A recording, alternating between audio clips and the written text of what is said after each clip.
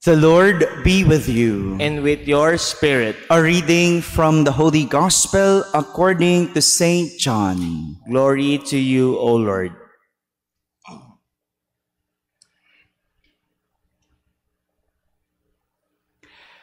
When it was evening, the disciples of Jesus went down to the sea, embarked in a boat, and went across the sea to Capernaum. It had already grown dark, and Jesus had not yet come to them. The sea was stirred up because a strong wind was blowing. When they had rowed about 3 or 4 miles, they saw Jesus walking on the sea and coming near the boat, and they began to be afraid. But he said to them, "It is I, do not be afraid." They wanted to take him into the boat, but the boat immediately arrived at the shore, to which they were heading. My friends, the Gospel of the Lord. Praise to you, Lord Jesus Christ. Good morning, my dear brothers and sisters. Yesterday, we heard a story about the multiplication of loaves and fish. That was the story of the Gospel yesterday. And we continue the story. Yesterday, we ended with Jesus leaving the people whom He fed. Iniwan niya yung pinakain niyang libo-libo. Sabi nga, 5,000 ang mga lalaki. Mga lalaki pa lang. Wala pa dun yung mga babae at mga bata. Bakit ba lalaki lang yung may bilang? Ganun po talaga noon. Lalaki lang ang binibilang. Yung mga babae, mga bata, hindi binibilang. Jesus left them. Iniwan niya sila. And Jesus crossed the sea to go to Capernaum because the people would want to carry him off to make him the king. Gusto siyang gawing hari ng mga tao. Ba't naman hindi? No? Napakain sila. No? Nang ganun-ganun na lang. Nakakagawa ng milagro. Gusto nila siyang dalhin at gawing hari. But Jesus left them. Tumakas si Jesus. Now we continue with the story.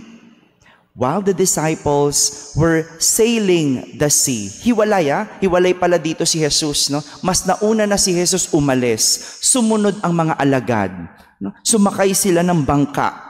And while they were sailing the sea, a strong wind came and stirred up the sea. They were all afraid.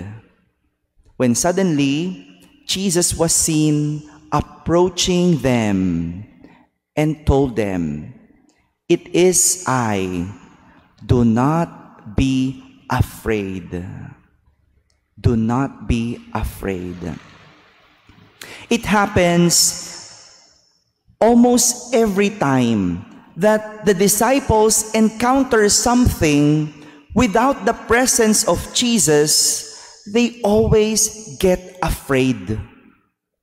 Tuwing na lang may mangyayari o may magaganap sa mga alagad at wala doon si Jesus, lagi na lang silang natatakot. Ba't naman hindi?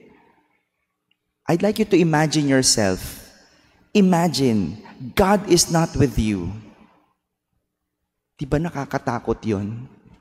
Hindi ko na lang alam saan tayo pupulutin kung walang Diyos.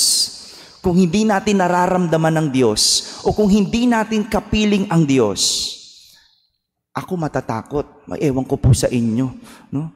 Kanya-kanya yan. No? Iba sa atin, matapang naman. No? Walang Diyos. Okay lang. Kaya ko sarili ko. Iba-iba yan. No? But for the disciples, they always get afraid. Why? Of course, they are used to be with Jesus. Sanay silang laging kasama si Jesus. Kaya nga tuwing wala si Jesus at may magaganap, lagi silang natatakot. But this is also a sign of weak faith and shallow faith. It's as if they easily forget what Jesus has done for them. Hindi ba? Kakagawa lang ni Jesus ng milagro. Jesus had just performed a miracle by feeding the 1,000. Ano pa bang pwedeng gawin ni Jesus para hindi sila matakot? Hindi pa ba sila believe kay Jesus?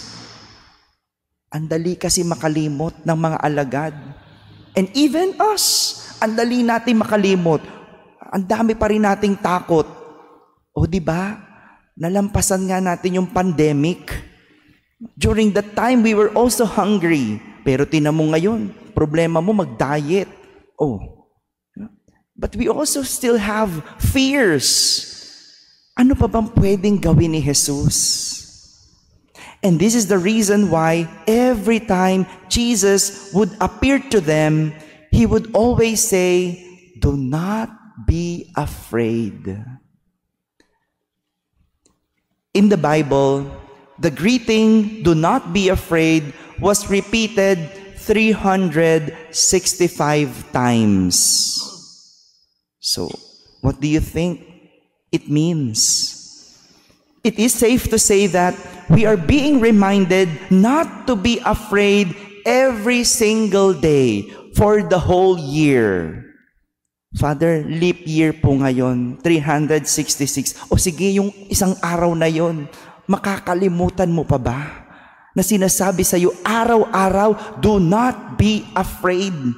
Yung February 28 o 29 na lang, no? Huwag mo nang alalahanin. But every day, we are being reminded, do not be afraid. Yes, there are so many things happening around us, such as man-made or natural calamities here and there. Diba? Kamakailan lang, lumindol, may mga sunog, yung mga ganyan, no? Talaga naman nakakatakot yan. Problema, pagsubok, nakakatakot yan. Sickness, and even death, nakakatakot yan. But all these things are inevitable. Di natin maiiwasan. Which is why fear enters us. Totoo naman. Kaya nga nakakatakot. Pero, ang tanging panlaban natin sa takot ay ang ating pananampalataya sa Diyos. Dahil ang pananampalataya ang nagpapalakas ng ating loob na harapin ang ating mga takot sapagkat naniniwala tayo na kasama natin ang Diyos. Walang hindi kaya ang Diyos. Take note, pinapalakas lang ang ating loob. Harapin ang takot. Hindi inaalis ang takot. Normal lang kasi ang matakot. Dahil tayo may kahinaan. Meron bang taong walang takot? Normal yun eh. That's an emotion at hindi maiiwasan. Pero dahil sa ating pananampalataya, lumalakas ang ating loob. Dahil naniniwala tayo na kasama natin ang Diyos, na haharapin ang ating mga takot. Kaya nga, sa ating unang pagbasa, natuto na ang mga alagad ni Jesus dahil wala na silang ibang pinahahalagahan kundi ang kanilang pananampalataya. Sabi nga, mas iniuna pa nila ang kanilang pananampalataya kaysa ang kanilang kabuhayan. Para bang mas takot sila na mawala ang kabuhayan kaysa mawala ang Diyos sa kanilang buhay. Ganun ba tayo? Mas takot ba tayong mawala ang kabuhayan kaysa ang Diyos? O mas takot tayong mawala ang Diyos kaysa kabuhayan? Yung mga seaman natin, mga seaman na nandito, hindi ko alam saan sila kumukuha ng lakas ng loob sumakay ng barko. Gayong alam mo na pwede kayong bagyuhin doon. Siguro, no? Pagka binabagyo doon, talaga lahat matatawag mo. Lahat ng santo. I don't know. And yung mga OFW natin, saan kumukuha ng lakas ng loob? Dahil ba takot? Dahil ba walang takot? Hindi sila natatakot dahil may tiwala sa Diyos? O dahil takot silang magutom, kaya nilalakasan ng loob? O yan. May ganun din. Magandang itanong yan sa sarili. Saan ba ako kumukuha ng lakas ng loob? Sa takot magutom, kaya ako nagagawa ang lahat? O dahil hindi ako natatakot, kapiling ko ang Diyos? My dear brothers and sisters, if there is one common thing about faith and fear, it is that they are both unseen. Kung merong pinagkaparehas ang takot at pananampalataya, parehas silang hindi nakikita. You just have to choose which of the two you will believe in. Mamimili ka lang. Ikaw ba ay matatakot o mananampalataya? Amen.